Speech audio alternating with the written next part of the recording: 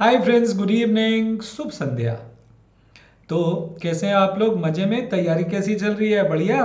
तो मस्त तैयारी के साथ आपको ये बता देते हैं, जिन बच्चों का सब्सक्रिप्शन खत्म हो रहा है या जिन बच्चों ने सब्सक्रिप्शन लेना है, तो कृपया करके ये इन्फॉर्मेशन आपके लिए बहुत ज़रूरी है। स्पेशल प्राइस वीक चल रहा है 25 से लेकर के 30 नवंबर तक।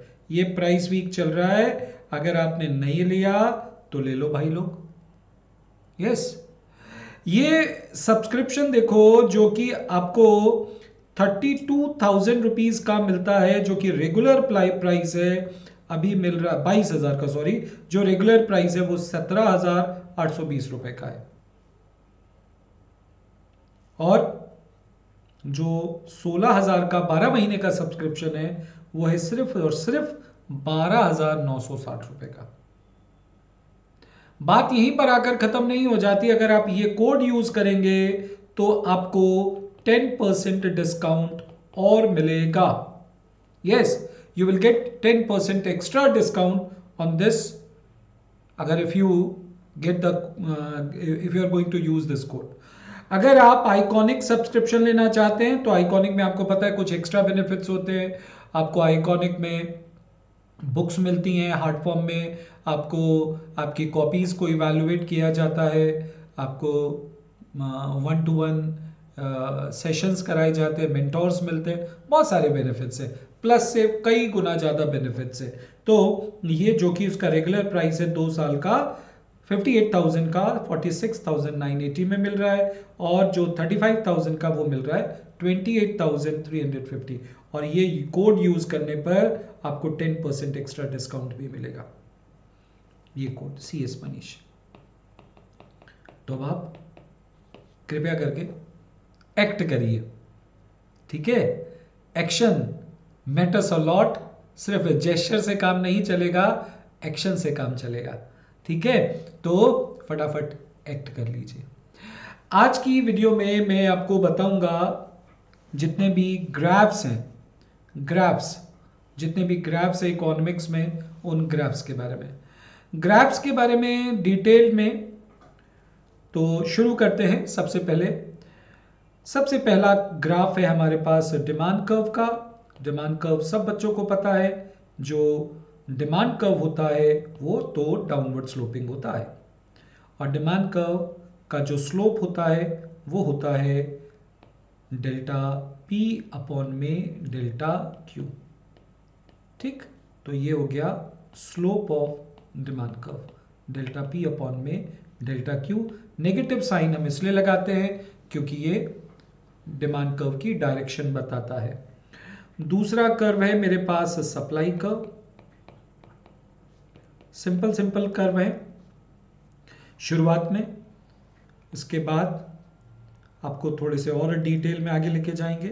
तो ये है आपका सप्लाई कर्व, जो कि है, और इसका स्लोप होता है, क्योंकि अपवर्ड स्लोपिंग है, स्लोप तो वही रहेगा प्राइस इन अपॉन में क्वांटिटी, डेल्टा पी अपॉन में डेल्टा क्यू। लेकिन कर्व अपवर्ड स्लोपिंग है तो स्लोप जो है वो पॉजिटिव रहेगा। आ जाइए, थर्ड है हमारे पास टोटल यूटिलिटी कर्व। तो टोटल यूटिलिटी कर्व जो है वो इस तरीके का होता है, और टोटल यूटिलिटी कर्व का स्लोप होता है डेल्टा टी यू अपॉन में डेल्टा क्यू, यानी कि मार्जिनल यूटिलिटी। ये आपका टी यू कर्व है। जहां पर टी यू मैक्सिमम होता है बच्चों, वहां पर सब बच्चों को पता है, ये रिविजनरी सेशन है, तो आप मेरे साथ साथ बोल सकते हैं कि एवरेज मार्जिनल यूटिलिटी होता है, और ये आपका एवरेज यूटिलिटी है। एवरेज यूटिलिटी हमेशा पॉजिटिव रहता है, वो कभी भी एक्स एक्सिस को टच नहीं करता। 4 नंबर पॉइंट पर आ जाइए। हमारे पास इंडिफरेंस कर्व, इंडिफरेंस कर्व और बजट लाइन। ये बजट लाइन है, यहाँ पर ए और बी बजट लाइन, और ये आपका इंडिफरेंस कर्व मैप है। इंडिफरेंस कर्व मैप बोलते हैं सेट ऑफ इंडिफरेंस कर्व को, जो अलग अलग सेटिस्फेक्शन के लेवल्स को रिप्रेजेंट करता है। तो ये मेरा इक्विलिब्रियम पॉइंट है, जहां पर इंडिफरेंस कर्व IC2 और बजट लाइन ए भी दोनों टैंजेंट है। यहां पर आकर के कंज्यूमर इक्विलिब्रियम पर पहुंचता है, और इक्विलिब्रियम पॉइंट पर ये कंडीशन पूरी होती है, slope of indifference curve is equal to slope of budget line, और इंडिफरेंस कर्व कॉन्वेक्स भी है। 5 नंबर कर्व जो है हमारे पास वो कंज्यूमर सरप्लस का है। कंज्यूमर सरप्लस होता है ये आपका टोटल यूटिलिटी कर्व। ये सारा का सारा आपका टोटल यूटिलिटी है। टोटल यूटिलिटी में से आप टोटल प्राइस माइनस कर दीजिए तो आपके पास जो आएगा वो कहलाएगा कंज्यूमर सरप्लस। ये जो एरिया देख रहे हैं आप APB, ये कंज्यूमर सरप्लस है। तो कंज्यूमर सरप्लस का फॉर्मूला होता है total utility minus total price paid. Total price paid. तो आपकी टोटल यूटिलिटी कितनी है? एरिया OABQ, और टोटल प्राइस कितना है? Area OPBQ। तो माइनस करने पर आपके पास क्या आएगा? Area of a triangle APB। This is the consumer surplus. जब कभी भी प्राइस बढ़ जाता है तो कंज्यूमर सरप्लस कम हो जाता है। मान लीजिए कि प्राइस बढ़ गया और बढ़ करके हो गया P1, तो अब आपका सरप्लस कितना रह गया? जैसे ही प्राइस P1 हुआ और क्वांटिटी घट जाएगी और आपके पास सरप्लस रहेगा सिर्फ इतना P1। ये जो मैंने रेड कलर से शो करा है ये आपका नया कंज्यूमर सरप्लस है। तो मैं इसको, ये जो मैंने आपको शेड करके दिखाया है ये आपका न्यू कंज्यूमर सरप्लस है। तो मैंने आपको बता दिया ये रिड्यूस्ड सरप्लस है। तो new consumer surplus due to rise in price. तो प्राइस के बढ़ने पर अब कितना सरप्लस रह गया है? AP1 B1, AP1 और B1, ये आपका नया सरप्लस रह गया है। ठीक है। और जब प्राइस घटेगा तो सरप्लस बढ़ जाएगा। मान लीजिए कि अब हम प्राइस को घटा देते हैं, नया डायग्राम बनाते 6 नंबर पॉइंट पर। मान लीजिए कि हमने प्राइस को, ये हमारा ओरिजिनल सरप्लस था, पहले हम ओरिजिनल बना लेते। तो ये हमारा ओरिजिनल सरप्लस है APB और ये है क्वांटिटी। अभी प्राइस क्या था? P1 था। अभी प्राइस का क्या हो गया? प्राइस जो है वो घटा दिया हमने। तो जैसे ही हम प्राइस को घटाएंगे, P1 करेंगे तो हमारा सरप्लस बढ़ जाएगा। हमारा सरप्लस हो गया P1 B1 और A। ये जो हिस्सा आप देख रहे हैं जो मैंने ब्लू कलर से शेड किया है ये सारा का सारा नया कंज्यूमर सरप्लस है। तो जितना भी आप शेडेड हिस्सा देख रहे हैं ये नया सरप्लस है। तो पहले वाले सरप्लस में से बढ़ोतरी हो गई है, इंक्रीमेंट हो गया है। तो हमारा सरप्लस था न्यू कंज्यूमर सरप्लस। ओरिजिनल क्या था? तो ओरिजिनल सरप्लस था आपका APB और न्यू सरप्लस है AP1 B1। ठीक है ना, सिंपल। तो ये हो गया न्यू कंज्यूमर सरप्लस। इसके अलावा 7 नंबर पॉइंट पर आ जाइए। हमारे पास कंज्यूमर बिहेवियर में तो इतने ही डायग्राम्स हैं। सच एक कंज्यूमर इक्विलिब्रियम का डायग्राम बच्चों को तंग करता है, वो बता देते हैं। ये आपकी मार्जिनल यूटिलिटी कर्व है और ये आपका प्राइस है ना। आपने OQ यूनिट खरीदा और OQ यूनिट के लिए आपने ये प्राइस दिया। तो जहां पर प्राइस और मार्जिनल यूटिलिटी दोनों बराबर है ये इक्विलिब्रियम का पॉइंट है। और इस इक्विलिब्रियम पॉइंट से पहले पहले आपको जो कुछ भी एक्स्ट्रा मिलता है आप उसी को कंज्यूमर सरप्लस बोलते हैं। और इस पर्टिकुलर पॉइंट पर MUX बराबर में है PX के। तो ये आपकी इक्विलिब्रियम कंडीशन है। ठीक है। 7 नंबर पॉइंट के बाद आ जाइए 8 नंबर पॉइंट पर। 8 नंबर पॉइंट में हम आ जाते हैं प्रोडक्शन चैप्टर में। प्रोडक्शन चैप्टर में हमारे पास ये आपका टोटल प्रोडक्ट कर्व है। हम इसको गांधी बाबा कर्व भी बोलते हैं, TP कर्व, गांधी जी के जैसा लगता है। और यहां पर आपका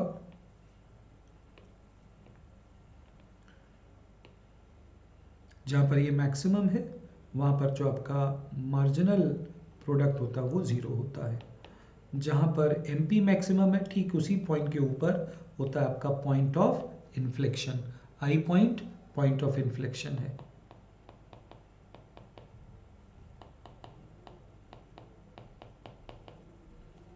और ये है आपका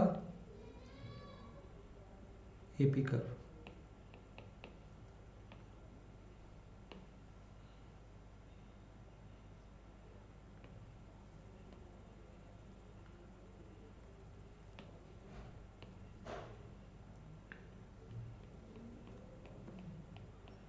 ये है स्टेज 1, स्टेज 2 और ये स्टेज 3। जहां पर पॉइंट ऑफ इन्फ्लेक्शन है ये पॉइंट, इस पॉइंट पर एमपी मैक्सिमम होता है, एमपी इज मैक्स।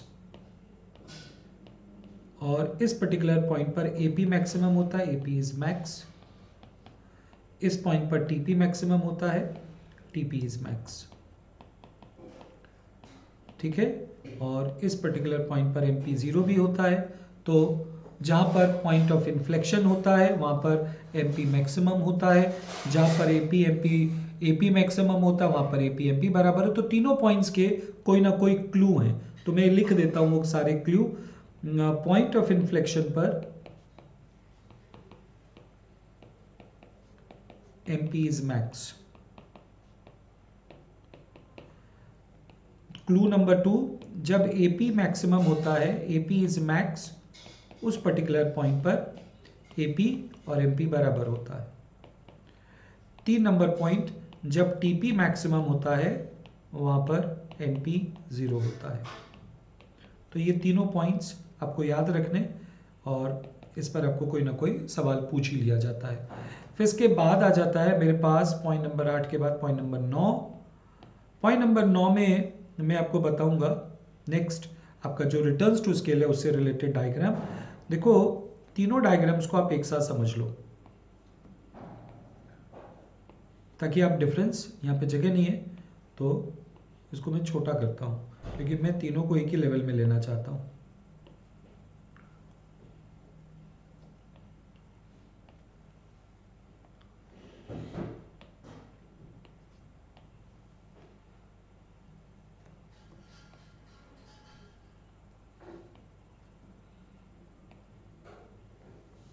और घर में सब ठीक ठाक हैं, मम्मी पापा भैया भाभी?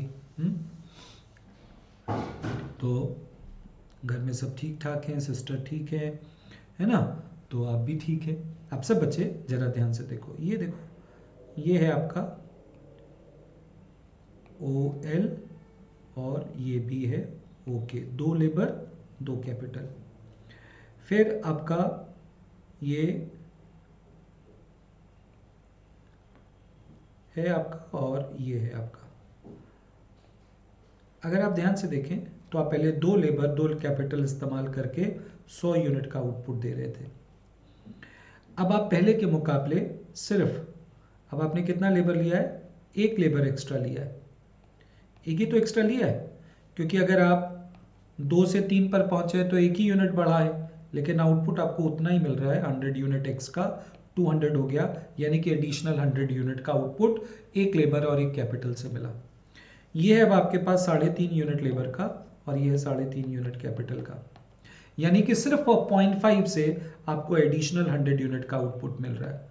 तो इसका मतलब ये हुआ कि जब आप आउटपुट बढ़ रहा है तो इनपुट्स की रिक्वायरमेंट लगातार कम होती जा रही है। फिर से समझ लीजिए 2 लेबर 2 कैपिटल आपने इस्तेमाल किया, आपको 100 यूनिट का आउटपुट मिला। फिर आपने 3 लेबर 3 कैपिटल इस्तेमाल किया तो जाकर के आपको 200 का मिला आउटपुट, यानी कि एडिशनल 100 यूनिट के लिए आपको सिर्फ 1 लेबर 1 कैपिटल इस्तेमाल करना पड़ा। फिर 3.5 यूनिट लेबर का और 3.5 यूनिट कैपिटल का आपने इस्तेमाल किया, आपको 300 यूनिट का आउटपुट मिला, यानी कि एडिशनल 100 यूनिट के लिए सिर्फ 0.5 यूनिट आपका लेबर का और कैपिटल का लगा। अगर मैं इस तरीके से भी देखूं कि मान लो लेबर का कॉस्ट है 500 रुपया और कैपिटल का कॉस्ट है 1000 रुपया, तो आपका कॉस्ट पहले यूनिट पर, पहले 100 यूनिट पर कितना आया? पहले 100 यूनिट पर देखिए 2 लेबर लिया तो 2 गुणा में 500 और 2 कैपिटल लिया तो 2 गुणा में 1000, तो ये हो गया 1000 और ये हो गया 2000, टोटल हो गया 3000। तो 3000 का कॉस्ट, 1000 यूनिट आपने बनाया तो पर यूनिट कॉस्ट आया आपका 30 रुपया। सिंपल। अब आगे आ जाइए, अब आपने क्या लिया? 3 यूनिट लेबर का लिया, 3 यूनिट कैपिटल का लिया। तो 3 यूनिट लेबर का लिया तो कॉस्ट देखिए कितना आया? 500 और 3 गुणा में 1000, तो ये हो गया आपका 1500 और ये हो गया आपका 3000, ये हो गया 4500। 4.5 को आप कर दीजिए 200 से डिवाइड, तो 200 से डिवाइड कर देंगे तो ये कितना आ जाएगा, 22.5 आ गया। तो कॉस्ट गिर गया ना, कॉस्ट गिर गया। आगे देखिए 4 पर आ जाइए। आपने अभी कितना लिया, 3.5 यूनिट लेबर का लिया और 3.5 यूनिट ही कैपिटल का लिया। कैपिटल का रेट है 1000 रुपया, तो आपका खर्च कितने का आया, इसको मल्टीप्लाई करेंगे 25 और 2 17, तो ये हो गया आपका 1750 और ये हो गया आपका 3500, तो ये हो जाएगा आपका 0 5 2 कैरी 1 4 और 5, और अब आपने का आउटपुट कितना लिया 400। अब आप इसको 400 से डिवाइड कर देंगे तो देखिए आपका कॉस्ट कितना आता है। तो अगर हम इसको 400 से डिवाइड करेंगे तो कैलकुलेटर भी मेरे पास है नहीं, तो डेफिनेटली इसका कॉस्ट और भी कम आएगा। तो कॉस्ट लगातार कम होता जा रहा है, तो जब भी आइसोक्विंट के बीच का डिस्टेंस कम होता है हम इसको बोलते हैं इंक्रीजिंग रिटर्न्स टू स्केल। जब आइसोक्विंट के बीच का डिस्टेंस बराबर रहता है, बराबर बराबर, यानी कि पहले 2 यूनिट के लिए 2 लेबर 2 कैपिटल लिया, 100 का आउटपुट, फिर 4 लेबर 4 कैपिटल लिया, 200 का आउटपुट, और 6 लेबर 6 कैपिटल लिया तो 300 का आउटपुट। यानी कि आउटपुट आइसोक्विंट के बीच का डिस्टेंस बराबर बराबर है। ओ ए ये बी है, ये सी है, ओ ए बी और बी सी बराबर बराबर है, तो हम इसको बोलते हैं कांस्टेंट रिटर्न्स टू स्केल। ठीक है, इसके बाद यहां पर जब आइसोक्विंट के बीच का डिस्टेंस बढ़ता जाए और बढ़ गया तो हम इसको बोलेंगे डिमिनिशिंग रिटर्न्स टू स्केल। तो कॉन्सेप्ट आपको बता ही दिया है, वही कॉन्सेप्ट को आप आगे फॉलो करेंगे। 2 लेबर 2 कैपिटल 100 का आउटपुट, फिर उसके बाद 5 लेबर 5 कैपिटल तो जाकर के 200 का आउटपुट, तो कॉस्ट बढ़ेगा डेफिनेटली। और उसके बाद तो और भी ज़्यादा, 12 लेबर 12 कैपिटल लिया तो जाकर के आपको 300 का आउटपुट मिल रहा है। तो लगातार आपकी कॉस्ट बढ़ती जा रही है, तो हम इसको बोलेंगे डिमिनिशिंग रिटर्न्स टू स्केल। तो प्रोडक्शन चैप्टर में ये डायग्राम्स है, ठीक है। और कॉस्ट के अंदर हम बात करते हैं तो ये था point number, I don't know, point number था 8, पॉइंट नंबर 9 पर आ जाइए। कॉस्ट के अंदर हमारे पास टोटल फिक्स्ड कॉस्ट कर्व है जो कि हॉरिजॉन्टल होता है, और इसका स्लोप जो है वो 0 होता है। इसका स्लोप होता है मार्जिनल फिक्स्ड कॉस्ट और मार्जिनल फिक्स्ड कॉस्ट होता है 0। फिर इसके बाद है 10 नंबर, ये है मेरे पास total variable cost curve, concavo convex curve, इसको क्या बोलते हैं, concavo convex. S shaped curve होता है ये, एस शेप्ड कर्व, ठीक। यहाँ पर पॉइंट ऑफ इन्फ्लेक्शन होता है, इस पर्टिकुलर पॉइंट पर इसका स्लोप बदलता है। फिर इसके बाद 11 नंबर पर आ जाइए आपका total cost curve. Total cost curve y axis से ऐसे शुरू होता है, ये बिल्कुल जो है बिल्कुल इसके जैसा ही होता है, ये सी है, ठीक है, यू नहीं है, सी है ना, तो बिल्कुल टोटल वेरिएबल कॉस्ट के जैसा होता है। ये शॉर्ट रन का है, लॉन्ग रन में ऐसा नहीं होता। लॉन्ग रन में जो आपका टोटल कॉस्ट कर्व है वो यहीं से शुरू होता है। क्यों होता है, क्योंकि लॉन्ग रन के अंदर तो फिक्स्ड कॉस्ट होता नहीं, यहाँ पर फिक्स्ड कॉस्ट होता है, तो इसीलिए वो वाई एक्सिस से शुरू होता है, जबकि लॉन्ग रन में वो शुरू होता है ओरिजिन से। 12 नंबर के बाद आ जाइए, 11 के बाद है 12 नंबर पर। फिर इसके बाद है मेरे पास आपका एवरेज, जितने भी यू शेप्ड कॉस्ट कर्व हैं, कौन कौन सी यू शेप्ड है। पहला है आपका मार्जिनल कॉस्ट कर्व, फिर है आपका average cost curve, average variable cost curve, वो भी यू शेप्ड है, और है लास्ट आपका एवरेज कॉस्ट कर्व। जितने भी यू शेप्ड कॉस्ट कर्व है ना, सबका रीजन एक ही है, जो गिरने वाला हिस्सा है इंक्रीजिंग रिटर्न्स टू फैक्टर की वजह से, और जो बढ़ने वाला हिस्सा है डिमिनिशिंग रिटर्न्स टू फैक्टर की वजह से। सबका रीजन सेम है, गिरेगा क्यों, because of increasing returns two factor, बढ़ा क्यों, डिमिनिशिंग रिटर्न्स टू फैक्टर। गिरा क्यों, इंक्रीजिंग रिटर्न्स टू फैक्टर, बढ़ा क्यों, डिमिनिशिंग रिटर्न्स टू फैक्टर, सबका रीजन सेम है। फिर इसके बाद आ जाता है कर्व जो सबको तंग करता है, बहुत ज़्यादा तंग करता है। इस कर्व का नाम है एनवेलप कर्व। ये देख रहे हैं आप, ये एनवेलप कर्व है और ये एनवेलप कर्व को हम बोलते हैं लॉन्गरेन एवरेज कॉस्ट कर्व। इसको आप ज्वाइन कर दीजिए इस तरीके से, तो ज्वाइन करेंगे तो आपके पास स्मूथ लॉन्गरेन एवरेज कॉस्ट कर्व आ जाता है। ये आपका लॉन्गरेन एवरेज कॉस्ट कर्व है।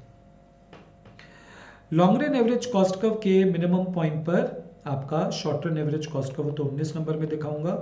यहाँ पर ये देखिए, ये लॉन्गरेन एवरेज कॉस्ट कर्व LAC, इसके मिनिमम पॉइंट पर आ जाइए तो मेरे पास है दूसरा कलर यूज करता हूँ, ये short run average cost curve है। Short run average cost curve के मिनिमम पॉइंट पर SMC काटेगा। Short run average cost curve है तो शॉर्ट रन मार्जिनल कॉस्ट काटेगा, और ये LAC का भी मिनिमम पॉइंट है तो यहाँ पर LMC भी काटेगा। ठीक है, परफेक्ट कंपटीशन में क्या होता है कि ये सब यहाँ पर बराबर बराबर होते हैं। ये आपका AR curve, MR curve, price तो पहले ही बराबर होता है, लेकिन इक्विलिब्रियम पॉइंट पर सब बराबर होते हैं। देखिए AR, MR, price, SAC, LMC सब बराबर। लिख देता हूँ, LAC, LMC, SAC, SMC, AR, MR, price सब बराबर होता है ना। तो ये हो गई कॉस्ट के सभी कर्व हो गए। अच्छा, एक कर्व है जो स्टेयर स्टेप कॉस्ट है। स्टेयर स्टेप कॉस्ट में क्या होता है कि आपका जैसे जैसे आउटपुट बढ़ता है ना, कॉस्ट बढ़ता जाता है। पहले तो ये कांस्टेंट रहता है कुछ समय तक, तो ये कांस्टेंट रहता है, यहाँ 0 है, कॉस्ट वहीं का वहीं है। लेकिन जैसे ही आपने एक और यूनिट बनाया तो अभी कॉस्ट बढ़ गया। फिर ये कुछ समय तक ये कांस्टेंट रहता है, अगले यूनिट तक 1 2 3, 2 तक कांस्टेंट रहा, लेकिन जब 2 से ज़्यादा बनाया आपने तो कॉस्ट बढ़ गया। ठीक है, फिर कांस्टेंट रहा, फिर 2 से ज़्यादा बनाया, 3 से ज़्यादा बनाया तो कॉस्ट बढ़ गया। तो इस तरीके से ये सीढ़ी नुमा आकार ले लेता है। इसको हम कहते हैं स्टेयर स्टेप कॉस्ट। इसका एग्जाम्पल है जैसे डेली वेजर्स है, आप 2 वर्कर रखे हुए, रिक्वायरमेंट और बढ़ी, 3 रख लिया, एक रिक्वायरमेंट और बढ़ी, आपने 4 वर्कर रख लिया, तो इस तरीके का स्टेयर स्टेप कॉस्ट होता है। ठीक है, फिर इसके बाद हमारे पास आता है 21 नंबर पॉइंट में मार्केट चैप्टर में। तो मार्केट चैप्टर में तो बहुत सारे कर्व हैं। तो सबसे पहला है सुपर नॉर्मल प्रॉफिट का। तो सुपर नॉर्मल प्रॉफिट का अगर मैं डायग्राम आपको बताऊं तो ये डायग्राम है। ये आपके पास AR कर्व है, MR कर्व है, और ये आपका एवरेज कॉस्ट कर्व है। वीडियो बड़ी हो जाएगी तो मैं ये आपको सुपर नॉर्मल प्रॉफिट बता देता हूँ। ये सुपर नॉर्मल प्रॉफिट है। ये आपका एवरेज रेवेन्यू EQ और आपका एवरेज कॉस्ट SQ। तो EQ में से SQ क्या, तो बाकी क्या बचा ES। तो ये जो है ये सुपर नॉर्मल प्रॉफिट है, और टोटल सुपर नॉर्मल प्रॉफिट हो गया PRSE। ये सारा का सारा सुपर नॉर्मल प्रॉफिट है परफेक्ट कंपटीशन के केस का। अगर हम मोनोपोली में देखेंगे तो AR MR का शेप बदलेगा, बाकी सब कुछ सेम रहेगा। नॉर्मल प्रॉफिट में क्या होता है, आपका जो AR कर्व है वो AC कर्व से टेंजेंट हो जाता है, तो ये आपका AC कर्व है, और ये आपका MC है। ये आपका नॉर्मल प्रॉफिट वाली सिचुएशन है। नॉर्मल प्रॉफिट एवरेज कॉस्ट में जुड़ा हुआ रहता है तो दिखाई नहीं देता। फिर आ जाते हैं 23 नंबर पॉइंट पर लॉस में। तो लॉस का डायग्राम बहुत आसान है। AC को आप ऊपर बनाइए और AVC को नीचे बनाइए। AVC और AC के बीच का डिस्टेंस जो है लगातार कम होता जाता है। तो ये है मेरे पास मार्जिनल कॉस्ट कर्व। MC ने MR को काटा यहाँ पर, ये इक्विलिब्रियम पॉइंट है, ये आपका इक्विलिब्रियम आउटपुट है। ठीक है, ये आपका इक्विलिब्रियम आउटपुट है। ये जो आप देख रहे हैं पूरा का पूरा, ये आपका कॉस्ट है SQ, और ये आपका रेवेन्यू है EQ। तो ये जो SE है ये आपका लॉस है। लॉस की वजह क्या होती है, fixed cost, non recovery of fixed cost, इस वजह से फर्म को लॉस होता है। ठीक है, तो लॉस भी हो गया। तो धन्यवाद, वीडियो का अंत करते हैं, फिर आगे नेक्स्ट वीडियो में मिलेंगे। नमस्कार, सत श्री अकाल, अपना ख्याल रखिए और सबका ख्याल रखिए, क्योंकि आप किसी का ख्याल रखेंगे तो वो आपके लिए ज़रूर स्पेशल होगा। धन्यवाद।